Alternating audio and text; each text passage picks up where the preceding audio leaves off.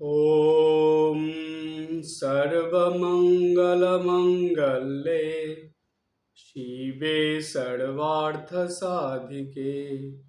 शरण्ये त्र्यम्बके गौरी नारायणी नमोऽस्तुते। জগজ্জননী শ্রী শ্রী মায়ের চরণে আভূমি লুণ্ঠিত প্রণাম জানাই। দেবী ভাগবত পুরাণ কথার ধারাবাহিক আলোচনার ক্লাস চলছে। বেশ কয়েকটা আলোচনার ক্লাস হয়েছে। এক একটা আলোচনার ক্লাসে দেবীর এক এক রকম রূপের এক এক রকম ভাবের বর্ণনা এই ক্লাসের মধ্যে হচ্ছে। দেবী ভাগবতে যেসব প্রসঙ্গগুলো আছে তার মধ্যে মূল দেবী সংক্রান্ত যে প্রসঙ্গগুলো সেগুলো এখানে তুলে ধরা হচ্ছে। আজ দেবী ভাগবত থেকে শ্রী শ্রী গঙ্গা মায়ের প্রসঙ্গ আলোচনা করব। মা গঙ্গা, তার নাম বা মা গঙ্গার যে শুদ্ধতা পবিত্রতা থেকে আরম্ভ করে যে কি কারণে মানুষ মা গঙ্গাকে এত শ্রদ্ধা ভক্তি করে, মা গঙ্গার প্রতি তাদের এত বিশ্বাস, সেই কথা প্রায় সকল মানুষেরই, বিশেষ করে ভারতবর্ষের প্রায় সবারই কম বেশি জানা। গঙ্গা মার উৎস হল হিমালয়ের গোমুখ। সেখান থেকে গঙ্গোত্রীর হিমবাহ প্রসূত নদী হলেন এই গঙ্গা। এই শাস্ত্র গঙ্গা মা সম্বন্ধে নানা রকম কথা বলেছে। বিশেষ করে পুরাণ শাস্ত্রে মায়ের বিভিন্ন রকম কথা আছে। দেবী ভাগবত পুরাণে একরকমভাবে মা গঙ্গার কথা পাওয়া যায়, ব্রহ্মবৈবর্ত পুরাণে আর এক রকমভাবে আছে। এরপরে আমরা স্কন্দ পুরাণে মা গঙ্গার কথা পাই। এরকম পদ্ম পুরাণে, বিভিন্ন পুরাণে মা গঙ্গার কথা আছে। এছাড়া রামায়ণের মধ্যেও মা গঙ্গার কথা আছে। শ্রীরামচন্দ্র মহর্ষি কৌশিকের কাছে প্রশ্ন রেখেছিলেন যে, হে মুনি বা হে তপোধন, এই লোকে অর্থাৎ এই মর্তলোকে পাবনী গঙ্গা কি কারণে স্বর্গ মর্ত পাতালে প্রবাহিত হচ্ছেন? তো এই প্রশ্নটা স্বয়ং ভগবান রামচন্দ্র, যিনি স্বয়ং নারায়ণ, তিনি মহর্ষি কৌশিকের কাছে রেখেছিলেন। একটু ভাবলে অবাক হতে হয় যে স্বয়ং ভগবান হয়ে তিনি, তার তো জানা, কেননা তার থেকেই তো জাহ্নবী গঙ্গার উৎপত্তি হয়েছে। তো বলা হয় বিষ্ণুর পাদপদ্ম থেকে গঙ্গার উৎপত্তি। কিন্তু সেই ভগবান বিষ্ণু নারায়ণ শ্রীরাম হয়ে এসে কেন এই কথা জিজ্ঞেস করছেন? কারণ তারা তো মানব দেহ ধারণ করে ভগবান এসেছেন অবতার হয়ে। তারা তাদের সেই অলৌকিকতা দেখান না। কি করেন তারা? সাধারণ মানুষের মতনই তাদের জীবন আচরণ থাকে। যেখানে যেখানে প্রয়োজন হয় সেইখানে তার সৃষ্টির নিয়মকে ঠিক রাখতে হলে কিছু কিছু অলৌকিকতা তারা দেখান, কিন্তু সেটা খুব প্রয়োজনে। তা না হলে একদম সাধারণ মানুষের মতনই আচার আচরণ করে তারা জীবনযাপন করে। ভগবান শ্রী রামচন্দ্র ঠিক সেই রকমই জীবন দেখিয়েছিলেন। তিনি এই গঙ্গা মায়ের কথা মহর্ষি কৌশিকের কাছে জিজ্ঞেস করলেন। তো সেইখানেও রামায়ণের মধ্যেও এই গঙ্গা মায়ের প্রসঙ্গ আমরা পাই। তাহলে দেখা যাচ্ছে যে হিন্দু শাস্ত্রগুলোর মধ্যে, বিশেষ করে পুরাণের মধ্যে তো বটেই, এমনকি রামায়ণের মধ্যেও গঙ্গা মায়ের প্রসঙ্গ আসছে। গঙ্গা দেবীর প্রসঙ্গে যেটা আমাদের এখানে আলোচনার বিষয়, দেবী ভাগবত পুরাণের কথা, সেইখানে মা গঙ্গার কথা এটা আমরা পাই যে তিনি গঙ্গা, লক্ষ্মী ও সরস্বতী বিষ্ণুর 3 পত্নী। একদিকে গঙ্গা দেবী, সরস্বতী দেবী, লক্ষ্মী দেবী, 3 দেবী আছেন। হঠাৎ করে একদিন কি হয়েছে, সরস্বতী দেবী এবং গঙ্গা দেবীর মধ্যে খুব মনোমালিন্য শুরু হলো। এমন মনোমালিন্য হয়েছে যে একজন আরেকজনকে অভিশাপ দিয়ে বসেছে। কি অভিশাপ দিয়েছে? যে তারা এই মর্তলোকে নদী হয়ে প্রবাহিত হবে। তো তাদের এটা দেখে ভগবান বিষ্ণু তিনি এসে তাদের এই কলহ অর্থাৎ মনোমালিন্য শান্ত করেছিলেন, কিন্তু এই অভিশাপ তো বিফলও যাবে না। সেটা অভিশাপ রূপে এমনভাবে তাদের জীবনে আসলো যে তাদের দুজনকেই, অর্থাৎ দেবী গঙ্গাকে এবং সরস্বতীকে দুজনকেই নদী হয়ে এই মর্তলোকে প্রবাহিত আসতে হলো। কিন্তু তারা আসতে চাননি। ভগবান বিষ্ণু তখন তাদেরকে বলেছেন যে না, তোমাদের যেতে হবে। যে ঘটনা ঘটে তার পিছনে কারণ নিশ্চয়ই থাকে, কোনো কারণ ছাড়া কোনো কার্য হয় না। তাই তোমরা যাবে মর্তলোকে, গিয়ে মর্তবাসীদের উদ্ধারের কাজে তোমাদের এই যে প্রবাহ ধারা, শুদ্ধ পবিত্র ধারা, সেটা বয়ে চলবে। এবং যতদিন তোমরা মর্তলোকে থাকবে, তোমাদের স্পর্শে বা তোমাদের জলে মানুষ তাদের পাপ তাপ ধুয়ে মুছে তারা শুদ্ধ পবিত্রতা লাভ করবে। এই জন্য এই সরস্বতী নদী, গঙ্গা নদী এরা খুবই পবিত্র নদী। তো সরস্বতী নদীর কথা আমরা পেলেও সেই নদীকে তো পাওয়া যায় না, এখন অন্তঃসলীলা হয়ে গেছে সরস্বতী। কিন্তু গঙ্গা নদী যেহেতু আছে, তাই গঙ্গা নদীরই এই পবিত্রতার কথা এত বিশদভাবে জনসমাজে ছড়িয়ে পড়েছে। গঙ্গা হলো স্বর্গেরও নদী। গঙ্গাকে স্বর্গের নদী বলা হয়, সেজন্য গঙ্গার আরেক নাম সুরধুনী। সুরধুনী অর্থাৎ দেবতাদের নদী, অর্থাৎ স্বর্গের নদী। এই গঙ্গার যে ধারা, যেটা এই মর্তলোকে বয়ে চলেছে, সেই গঙ্গার ধারার মধ্যে স্নান করে শুদ্ধ পবিত্রতা লাভ করে মানুষের পাপ তাপ সব ধুয়ে মুছে পরিষ্কার হয়ে যায়। মানুষ যেন আবার নতুন করে জীবন পায়।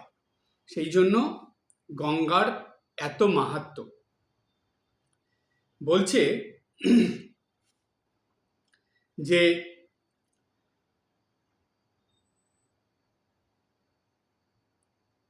আমাদের শঙ্করাচার্য তিনি কিন্তু এই গঙ্গা নদীর, যদিও তিনি অদ্বৈতবাদী ছিলেন,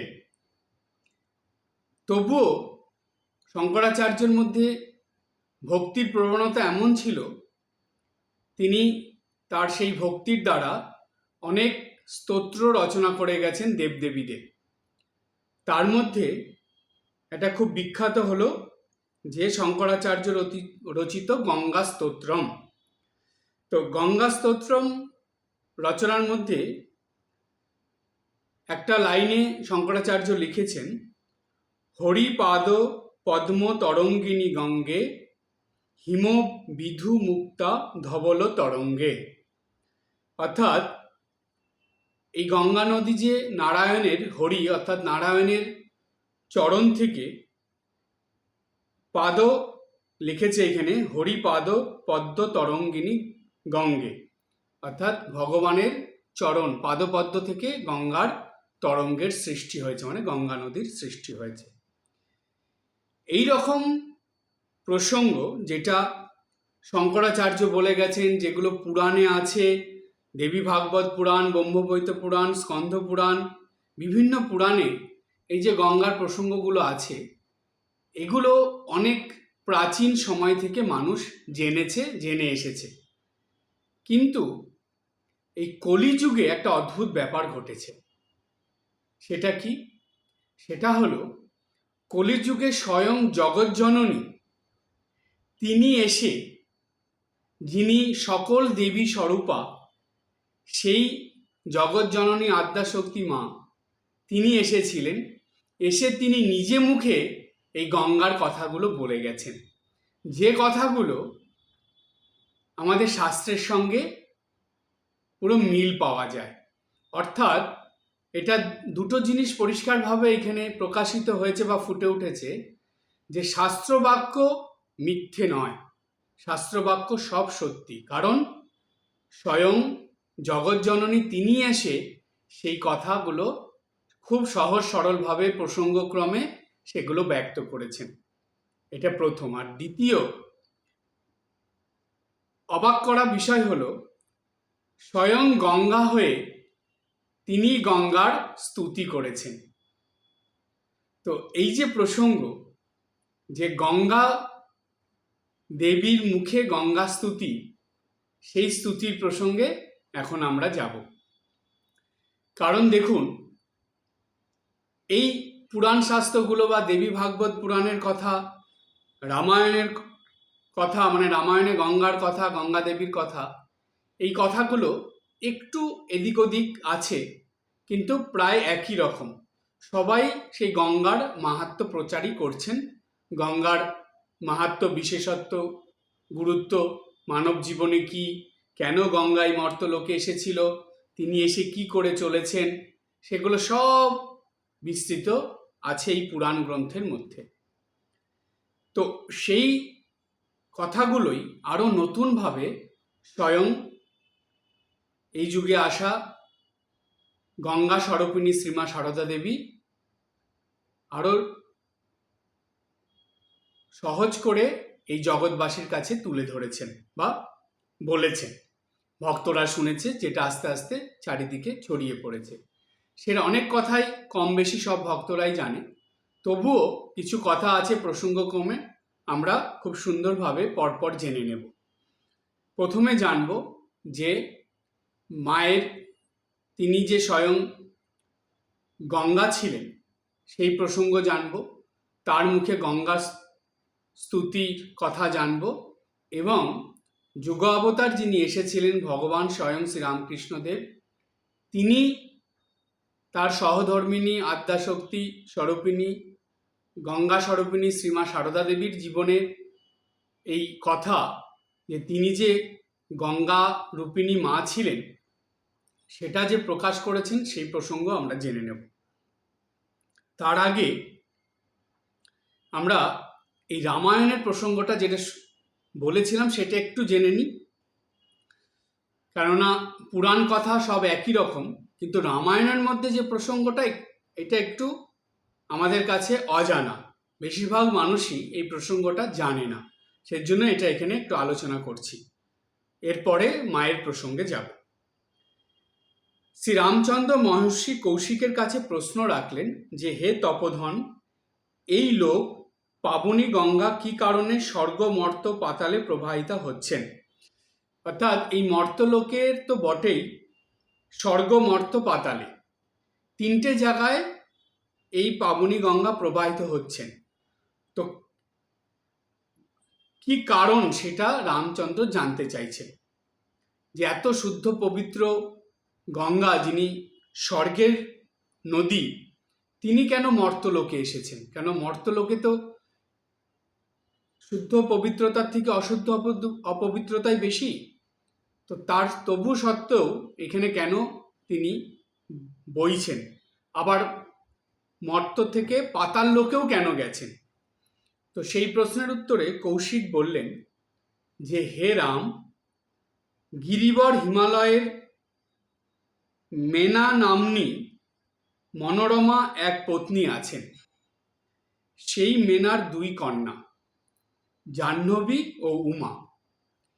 এক সময়ে শূরগণ স্বকার্য সাধনের জন্য জাহ্নবী বা গঙ্গাকে হিমালয়ের নিকট প্রার্থনা করে। শূরগণ মানে হলো দেবতাগণ, সুর মানে হলো দেবতা, দন্ত সহস্য বৈষণ্যরা। আর তার যারা দেবতা নয় তারা হলো অসুর। তাহলে দেবতা নয়, অসুর, সুর অসুর, এরকম কথাটা এসেছে। তাই এক সময় সুরগণ স্বকার্য সাধনের জন্য জাহ্নবী বা গঙ্গাকে হিমালয়ের নিকট প্রার্থনা করেন। গিরিরাজ হিমালয়ের কাছে তার মেয়েকে চাইলেন। ত্রিলোকের উপকারের জন্য গিরিরাজ সুরগণের কাছে গঙ্গাকে সমর্পণ করেন। দেবতারা সবাই এসে চাইছেন, তখন গিরিরাজ হিমালয় তিনি আর না করলেন না। তিনি কি করলেন, গঙ্গাকে অর্থাৎ দেবতাদের উপকারের জন্য, অর্থাৎ দেবতারা এই ত্রিলোকের উপকারের জন্য চেয়েছিলেন বলে তিনি গঙ্গাকে দেবতাদের কাছে সমর্পণ করলেন। এটার গঙ্গার কথা গেল। তারপরে কৌশিক ঋষি বলছেন, মহর্ষি কৌশিক বলছেন যে আর দ্বিতীয় কন্যা উমা কঠোর তপস্যা করে শিবজায়া হন। উমা শিবের পত্নী, এটা আমাদের প্রায় সকলেরই জানা। তো সেই দ্বিতীয় কন্যা উমা হলেন শিবের পত্নী। এই কথা কৌশিক মানে মহর্ষি কৌশিক শ্রীরামচন্দ্রকে বলেছিলেন। তারপরে সেই আরও বিস্তৃত আলোচনা করেছেন এই জাহ্নবী বা গঙ্গা এবং উমাকে নিয়ে। তো সেই গঙ্গার কথা বলতে গিয়ে তখন মহর্ষি বলেছিলেন যে এই ত্রিলোকের, শুধু স্বর্গের নয়, স্বর্গ মর্ত পাতাল, এই ত্রিলোকেরই উপকারের জন্য দেবতারা দেবী গঙ্গাকে স্বর্গলোক থেকে মর্তলোকে এনেছিলেন এবং মর্তলোক থেকে পাতাল লোকেও প্রবাহিত হয়েছে। তো স্বর্গ মর্ত পাতালে শুদ্ধতা, খুব সহজে শুদ্ধতা পবিত্রতা লাভ করার জন্য এই মা গঙ্গাকে আনা হয়েছে। এই ছিল সংক্ষেপে মা গঙ্গার প্রসঙ্গ, যেটা দেবী ভাগবত পুরাণেও আছে, বিভিন্ন পুরাণের মধ্যেও আছে এবং রামায়ণের মধ্যেও আছে। এবার আমরা যা আলোচনা করব বা আমরা জানব যে স্বয়ং গঙ্গা দেবী নিজ মুখে নিজ স্তুতি কিভাবে করেছিলেন, সেই প্রসঙ্গের মধ্যে যাব। যেই প্রসঙ্গটা কিছুক্ষণ আগে বলেছিলাম, শঙ্করাচার্যের গঙ্গা স্তোত্রমে শঙ্করাচার্য লিখেছিলেন, একটা লাইনে ছিল যে হরিপাদ পদ্ম তরঙ্গিনী গঙ্গে হিমবিধু মুক্তা ধবল তরঙ্গে। তো এই যে হরিপাদ পদ্ম তরঙ্গিনী গঙ্গে, এই কথাটার প্রমাণ দেখুন কেমন। স্বয়ং জগজ্জননী শ্রীমা সারদা দেবী, গঙ্গা স্বরূপিণী যিনি, তিনি বলেছিলেন একটা ঘটনার পরিপ্রেক্ষিতে। কি বলেছিলেন? মা বলছেন যে একদিন দেখি, এই যে ঘটনাটা যে মা বলছেন একদিন দেখছি, এটা কামার পুকুরের ঘটনা। তখন শ্রীমা সারদা দেবী কামার পুকুরে ছিলেন।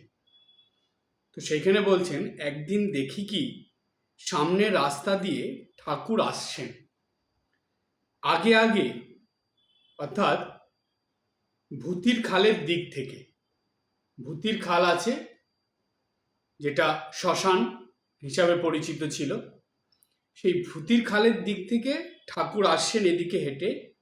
তো বলছেন যে ঠাকুর আসছেন আগে আগে, পিছনে নরেন, বাবুরাম, রাখাল, যত সব ভক্তেরা, কত লোক।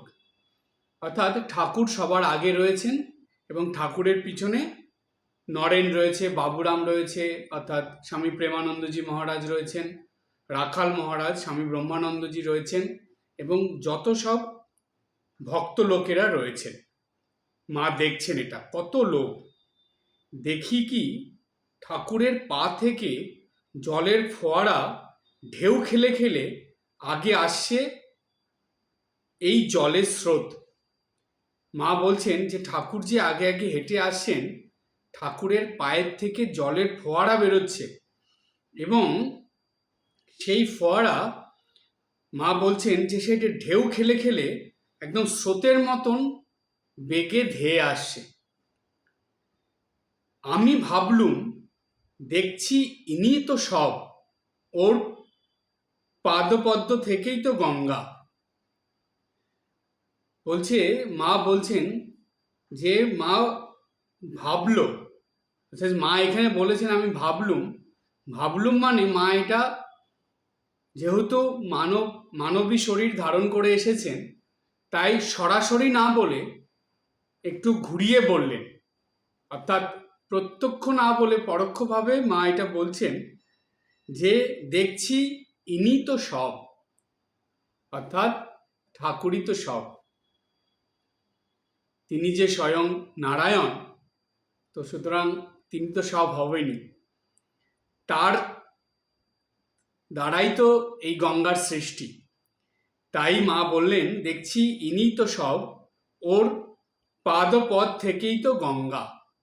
মা বলেছেন পাদপথ, যেটা যাই হোক, এটা পাদপদ্ম, যাই হোক, পাদপথ থেকেই গঙ্গা, তার পায়ের থেকেই এই গঙ্গা সৃষ্টি। এটা মা নিজে মুখে বলে দিলেন। তাহলে কথাটা, এই যে শাস্ত্রের কথা আমি যেটা বলেছিলাম, পুরাণের কথা, যেটা শঙ্করাচার্যও বলেছিলেন, তার স্তোত্রের মধ্যে লিখেছিলেন, এবং সেটার আরও বেশি প্রমাণ, বা এটা যে একদম সত্যি সেটা প্রমাণ হয়ে গেল স্বয়ং দেবী জগজ্জননী, তিনি আদ্যাশক্তি মা, তিনি এই কথা বলে দিলেন।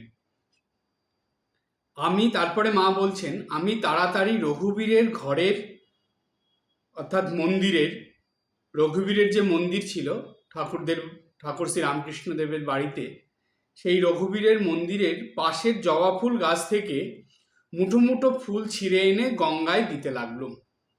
কারণ ঠাকুর তো সেই তাদের বাড়ির সামনের যে রাস্তা ছিল সেখান দিয়ে হেঁটে যাচ্ছিলেন, তো মা ওইটা দেখে তাড়াতাড়ি রঘুবীরের মন্দিরের পাশের যে জবা গাছ, সেখান থেকে ফুল নিয়ে এসে সেই ফুল সেই গঙ্গায় দিতে লাগলো, অর্থাৎ ফুল দিয়ে মা প্রণাম জানিয়েছিলেন। তো সেইটা মা এখানে প্রসঙ্গক্রমে বললেন। এবার আমরা জানব একটা প্রসঙ্গ, যে ঠাকুর শ্রীমা সম্বন্ধে কি বলেছেন। মা যে স্বয়ং গঙ্গা বা গঙ্গার থেকেও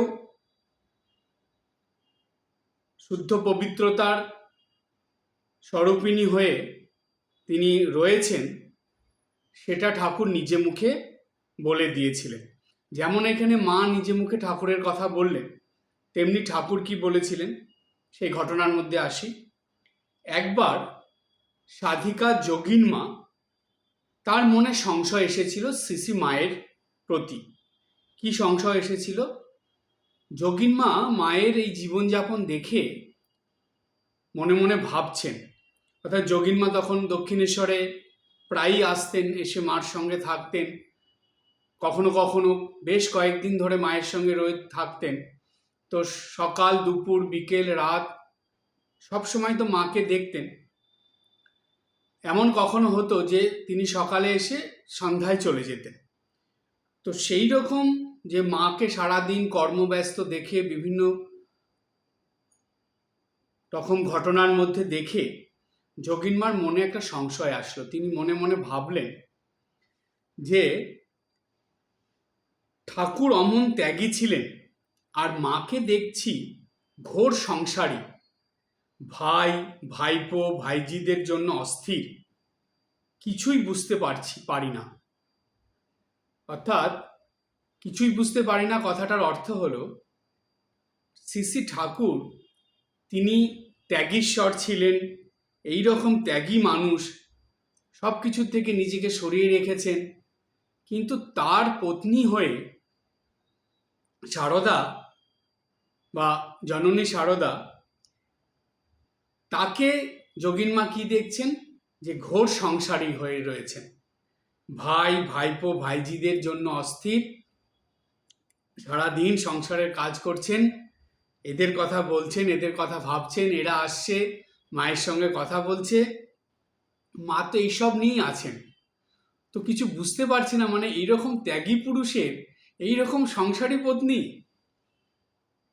সংসারের মধ্যে এইভাবে ডুবে আছে, এইরকম সংশয় যোগীন মার মনে এসেছিল।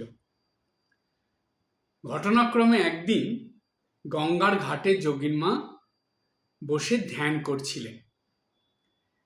তখন দেখছেন যে হঠাৎ করে চোখ খুলে দেখছেন সামনে ঠাকুর দাঁড়িয়ে আছেন।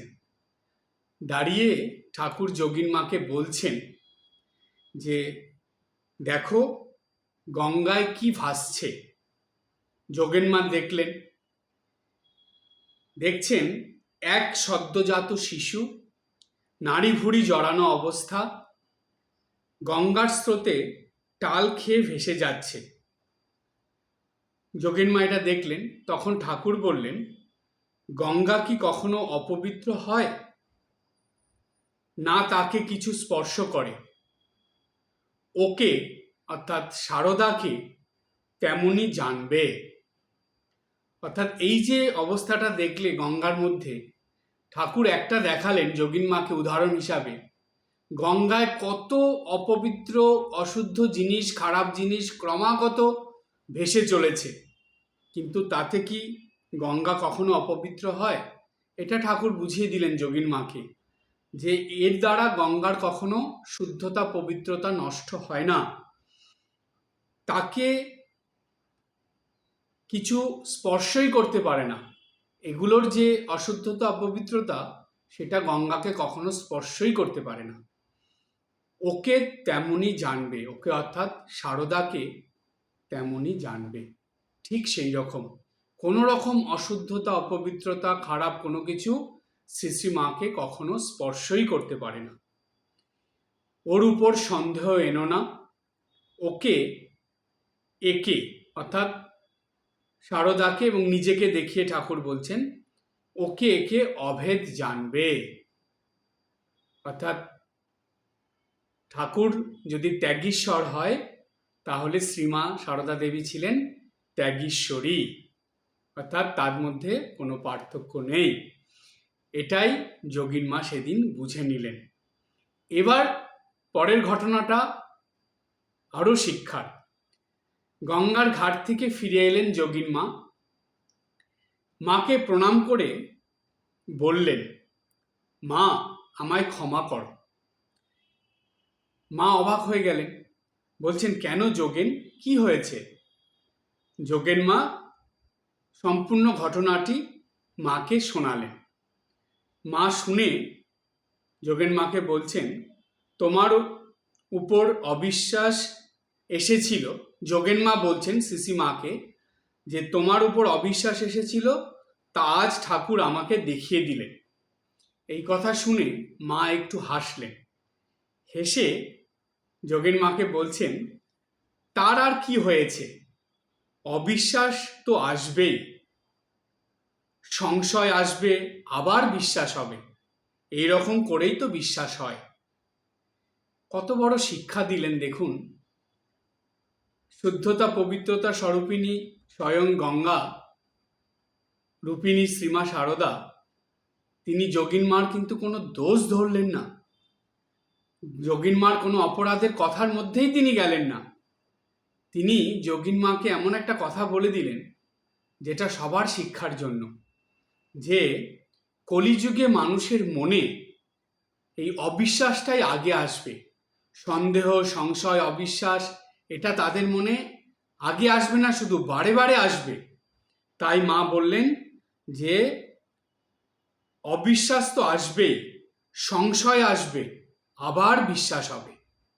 এই অবিশ্বাস সংশয়, অবিশ্বাস সংশয়, বিশ্বাস, আবার অবিশ্বাস সংশয় বিশ্বাস, এইভাবে করতে করতেই একদিন ঠিক বিশ্বাস হয়ে যাবে।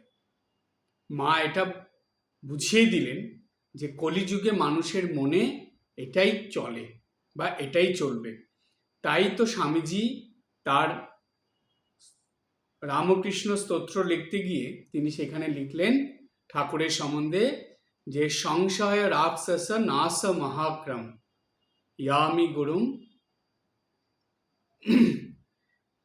ভবরোগ্য বৈদ্যম। এই যে ঠাকুর, তার সম্বন্ধে লিখতে গিয়ে স্বামীজি লিখে দিলেন যে সংশয় রাক্ষস নাশ মহাক্রম। প্রত্যেকটা মানুষের মনে এই সংশয়রূপী যে রাক্ষস আছে, যেটা ভগবানের প্রতি শুধু নয়, কোনো কিছুর প্রতি বিশ্বাস আসতে দেয় না, এই সংশয়কে নাশ করতে হলে এই যে ভবরোগ বৈদ্য রূপে যিনি এসেছিলেন শ্রী রামকৃষ্ণদেব, তাকে ধরতে হবে।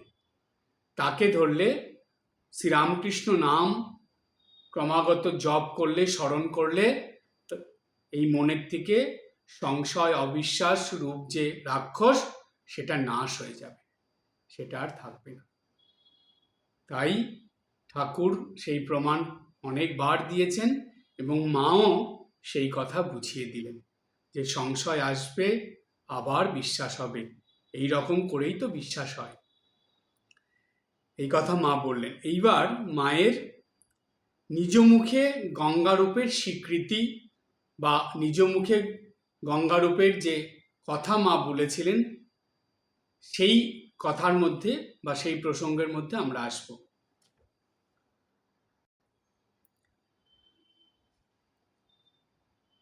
মার নিজ মুখে গঙ্গা রূপের স্বীকৃতির ঘটনায় যে প্রথম ঘটনাটা, সেটা হলো উদ্বোধনের ঘটনা। উদ্বোধনে যখন মা ছিলেন, সেই সময় একজন স্ত্রী ভক্ত মার কাছে আসত। মা তাকে খুব ভালোবাসতেন। তার স্বভাব কিন্তু তত ভালো ছিল না। সেই জন্য মায়ের সঙ্গে যারা থাকতেন তারা অনেকেই চাইতেন না যে মহিলাটা মার কাছে আসুক। তারা এটা বলতেন বা তারা এটা চাইতেন যে সেই মহিলাটা যাতে মার কাছে না আসে।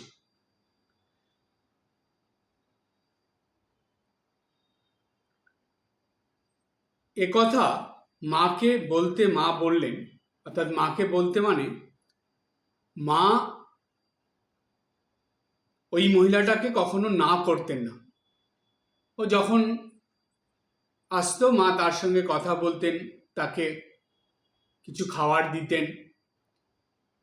কিন্তু সেই মহিলাটা যেহেতু ভালো ছিল না, তাই মায়ের সাথে যারা ছিলেন, এমনকি সেখানকার সাধুরা পর্যন্ত, তারাও চাইতেন না যে সেই মহিলাটি মার কাছে আসুক। তো মাকে একদিন এটা জানানো হলো সেই মহিলাটার সম্বন্ধে। তো সে যাতে মার কাছে না আসে সেরকম ব্যবস্থা করা হবে, সেটাও মাকে বলা হলো। তো এই কথা শুনে মা তখন বললেন, গঙ্গায় যে কত অপবিত্র জিনিস ভেসে যায়, তাতে গঙ্গা কি কখনো অপবিত্র হয়? এই কথাটা বলে মা চুপ করে গেলেন। সবাই সেখানে উপস্থিত যারা ছিল, সাধুরা বা মায়ের সঙ্গে যারা ছিল, সবাই সেটা বুঝে গেল মা কি বলতে চাইলেন।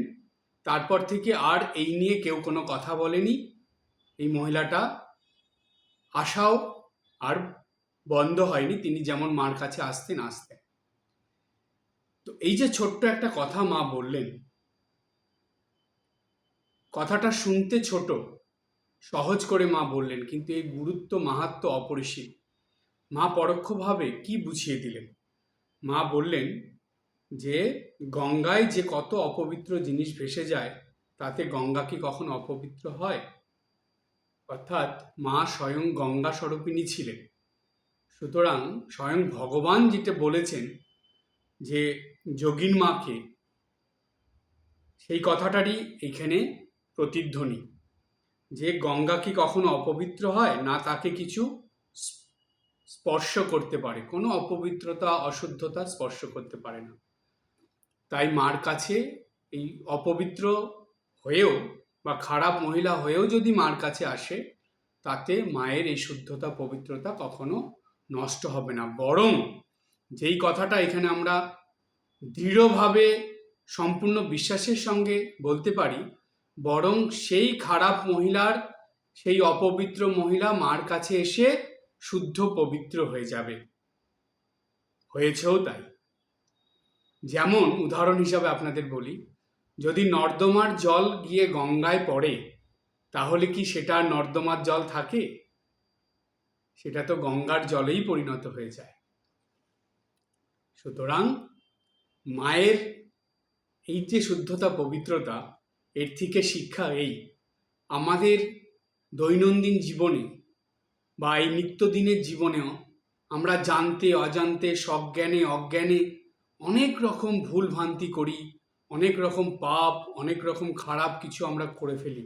কায় মনোবাক্যে আমরা করি, কথার দ্বারা করি, কাজের দ্বারা করি, চিন্তা ভাবনার দ্বারা করি। আর একটা কথা জানলে আপনারা অবাক হয়ে যাবেন, অবশ্য কিছু মনে করবেন না, যে বেশিরভাগ মানুষই জেনে শুনেই ভুল কাজ করে বেশি। অজান্তে খারাপ কাজ, ভুল কাজ খুব কমই করে।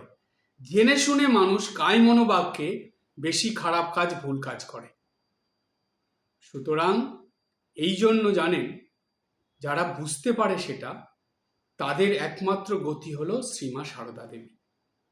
মায়ের কাছে নিজেকে সমর্পণ করে দিলে, মায়ের শরণাগত হলে, আমাদের এ জন্মেই শুধু নয়, পূর্ব জন্মের যত এই অশুদ্ধতা, অপবিত্রতা, পাপ, খারাপ যা কিছু আমাদের অশুভ, যা কিছু সঞ্চিত হয়ে আছে, সব মায়ের শরণাগত হলে সব কিছু শুদ্ধতা, পবিত্রতায় পরিণত হয়ে যাবে।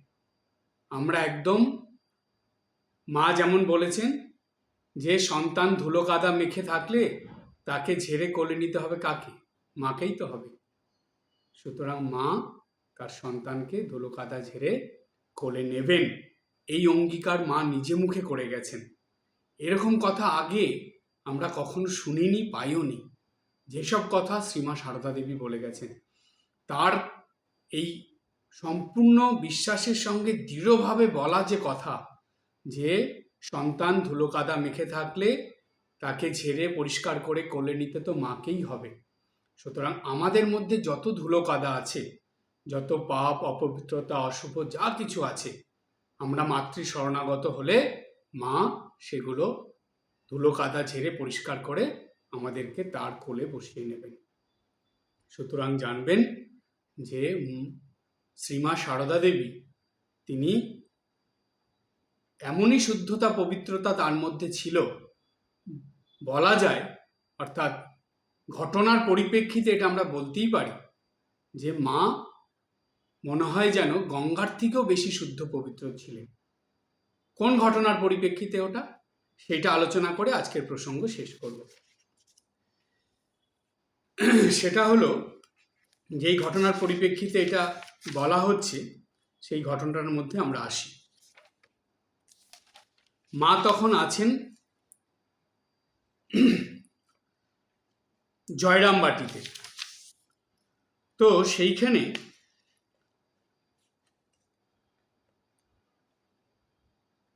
না, মা তখন আছেন জয়রামবাটিতে, সেখান থেকে মা এসেছেন দক্ষিণেশ্বরে।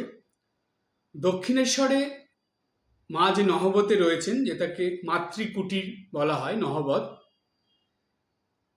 তখন রাত 3টে। সেই সময়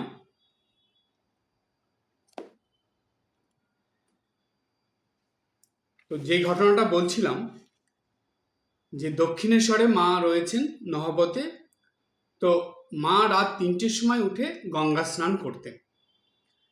তো তখন চারিদিক নির্ঝুম থাকতো। তো মা যখন নাইতে যেতেন, অর্থাৎ স্নান করতে যেতেন,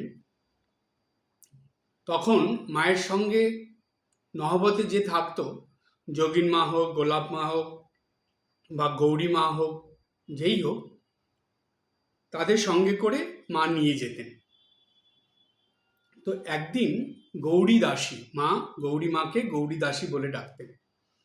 তো গৌরী দাসীকে সঙ্গে নিয়ে মা গঙ্গা স্নান করতে গেছেন, তখন ভোর 3টের সময়। যখন গঙ্গা স্নান করতে নামছেন, তখন গঙ্গার ঘাটের ওই সিঁড়িতে একটা কুমির শুয়েছিল। তো সেই কুমিরের শরীরে মার স্পর্শ হয়েছে, অর্থাৎ পা লেগেছে। অন্ধকারে মায়ের ওই পাদস্পর্শে সেই কুমিরটা নড়ে চড়ে উঠেছে। তো মা সেটাতে একটু ভয় পেয়ে গেছে। তো ভয় পেয়ে উঠে এসে গৌরী দাসীকে জড়িয়ে ধরেছে মা। গৌরী দাসী তখন মাকে হেসে বলছেন যে ওটা কুমির গো মা, কুমির। তো বলে গৌরী দাসী একটু মজা করে মাকে বলছেন ও শিব হয়ে তোমার কাছে এসেছে যে তোমার স্পর্শ পাবে বলে, চরণ স্পর্শ জন্য এসেছে। তো এই কথা বলেছে মা। তখন গৌরী দাসীকে বলছেন যে তুমি রঙ্গ করছো, আমি ভয় পেয়েছি, এইসব মা বললেন। কিন্তু গৌরী দাসী তখন একটু মজা করার পর মাকে বলছেন যে মা, তুমি স্বয়ং গঙ্গা রূপিণী মা, স্বয়ং গঙ্গা। তো তোমার বাহন যে কুমির, মানে মগরমাছ আমরা বলছি কুমির, সে তো আসবেই তোমার কাছে, তোমার স্পর্শ পেতে সে আসবে না? আর তুমি তো অভয়া, তোমার আবার ভয় কিসে? তো এই কথা বলে তখন মা শান্ত হলেন এবং গৌরী মাও দুজনে মিলে তারা আবার মা স্নান করে নিলে নহবতে ফিরে আসলো। তে এই যে পুরাণে বর্ণিত মকর বাহিনী গঙ্গা দেবীর কথা আমরা জানি, সেটাও সেইখানে মায়ের জীবনের ঘটনার মধ্যে আমরা এটা পেলাম। আর একটা ঘটনা যেটা, যে মা যে স্বয়ং গঙ্গা স্বরূপিণী, এটা তো হলো গঙ্গার থেকে পবিত্র। মানে একবার তখন মায়ের কাজের জন্য, অর্থাৎ মায়ের শরীর খারাপ দেখে রান্নার কাজে সাহায্য করত একজন রাঁধুনি ব্রাহ্মণী। এটা হলো ঘটনাটা জয়রামবাটির। মা রয়েছেন, সেই রাঁধুনি ব্রাহ্মণী সে রান্না করতে আসতো, অর্থাৎ মায়ের শরীর খারাপ বলে মা সব কিছু করে পেরে উঠতেন না, তার পায়ে এত ব্যথা, কোমরে ব্যথা, তাই মা যতটা সম্ভব তার সঙ্গে সঙ্গে থেকে করতেন।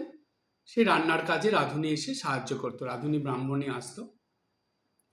তো এইরকম একদিন এসেছে, এসে মাকে বলছে, তখন শীতের দিন, এসে বলছে যে সে এখন স্নান করবে। তো সন্ধ্যাবেলায় এসেছে, কেননা সন্ধ্যার ওই রান্নাটা করার জন্য, রাত্রে রান্নাটা করার জন্য। তো এসে ঠান্ডার দিনে, সেই ঠান্ডার মধ্যে এসে বলছে স্নান করবে। মা জিজ্ঞেস করছে কেন এখন স্নান করবে? তো বলছে যে না, আমি ময়লা পাড়িয়ে এসেছি। ময়লা পাড়িয়ে এসেছি মানে হয়তো রাস্তার মধ্যে কিছু ছিল ময়লার জিনিস, তার মধ্যে পা লেগেছে। তো বলছে আমি ময়লা পাড়িয়ে এসেছি, আমি এখন স্নান করব। আর যেহেতু ব্রাহ্মণ ঘরের মেয়ে, তো সেই জন্য তার তখনকার সময়ে এই ব্রাহ্মণদের খুব আচার বিচার ছিল। আর বেশিরভাগ ব্রাহ্মণ মহিলারাই সূচিবায়গ্রস্ত হতো। তো সেরকম ছিল, যদিও আমাদের মা সেই সব থেকে অনেক আলাদা, তিনি শিক্ষা দেওয়ার জন্য এসেছিলেন। তো যাই হোক, সেই ব্রাহ্মণী, রাঁধুনি ব্রাহ্মণী, সে কিছুতেই শুনবে না, সে স্নান করবেই করবে। ঠান্ডার মধ্যে মা তাকে না করছেন, তিনি শুনছে না। তখন মা বললেন যে এক কাজ করো, এত এই সন্ধ্যার সময় রাত করে আর স্নান করতে হবে না, তুমি গঙ্গা জল ছিটিয়ে নাও, আর তোমার এই কাপড় চোপড় সব ছেড়ে ফেলো, আমি তোমাকে কাপড় দিচ্ছি, সেই নতুন ধোয়া কাপড় তুমি পরে নাও, এই সব তুমি ত্যাগ করে নাও, তো গঙ্গা জল ছিটিয়ে নাও, তাহলেই হবে। তাতেও সেই ব্রাহ্মণী, রাঁধুনি ব্রাহ্মণী, তার মন থেকে এই সন্দেহ সংশয় যাচ্ছে না। সে বলছে না, এই গঙ্গা জল ছিটালেও হবে না, আমাকে স্নানই করতে হবে। তো তখন মা বারবার বলা সত্ত্বেও যখন শুনছে না, গঙ্গা জলের কথাও যখন সে মানছে না, তখন মা বাধ্য হয়ে বললেন ঠিক আছে, তাহলে তুমি আমাকে চাও, আমাকে স্পর্শ করো, আমাকে চাও, তাহলেই তোমার হবে, আর কিচ্ছু করতে হবে না। মা এমনভাবে কথাটা বলেছিলেন, সেই ব্রাহ্মণী সেটা মায়ের মুখ থেকে শোনার পর তিনি একদম শান্ত হয়ে গেলেন। তারপরে তিনি মাকে প্রণাম করে আবার তার কাজে তিনি লেগে গেলেন। তো সুতরাং এই কথার দ্বারা এটা আমরা পরিষ্কারভাবে, স্পষ্টভাবে, দৃঢ়ভাবে বলতে পারি যে গঙ্গার থেকেও বেশি শুদ্ধ পবিত্র ছিলেন আমাদের শ্রীমা সারদা দেবী। সুতরাং স্বয়ং গঙ্গা স্বরূপিণী যিনি মা, যেই গঙ্গা দেবীর থেকে এই পবিত্র গঙ্গা বয়ে চলেছে, গঙ্গার স্বরূপিণী, পবিত্রতা স্বরূপিণী হয়ে যিনি স্বর্গ মর্ত পাতালে প্রবাহিত হয়ে চলেছেন, যাকে কোনো রকম অশুদ্ধতা, অপবিত্রতা, কোনো রকম পাপ, কোনো রকম দুষ্কর্ম, অশুভ কোনো কিছু স্পর্শ করতে পারে না, সেই রকম শুদ্ধতা, পবিত্রতা স্বরূপিণী শ্রীমা গঙ্গা, এবং সেই গঙ্গা স্বরূপিণী হলেন আমাদের জন্ম জন্মান্তরের মা শ্রীমা সারদা দেবী।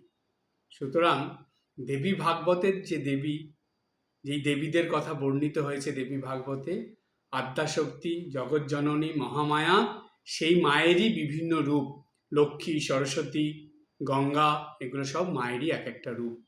আর সেই সব রূপের সমন্বিত ভাব নিয়ে এবার এসেছিলেন সেই স্বয়ং আদ্যাশক্তি জগজ্জননী শ্রীমা সারদা দেবী। তাই আমাদের শ্রীমা সারদা দেবীকে ধরে থাকলে, মায়ের নাম করলে, মায়ের পূজা করলে, মায়ের শরণাগত হয়ে চললে আমাদের এই জীবনে নিত্যদিনের, এমনকি জন্ম জন্মান্তরের যত পাপ তাপ অশুভ যা কিছু আছে সব ধুয়ে মুছে পরিষ্কার হয়ে যাবে। আমরা শুদ্ধতা পবিত্রতা স্বরূপিণী হয়ে যাব, মায়ের স্পর্শে শুদ্ধতা পবিত্রতা স্বরূপ তার সন্তান হয়ে উঠব। সুতরাং আমাদের ভয় কি? আমাদের সঙ্গে সব সময় আমাদের মা আছেন। সুতরাং যেখানে মা আছেন সেখানে কোনো ভয়ও নেই, সেখানে কোনো অশুদ্ধতা অপবিত্রতাও নেই।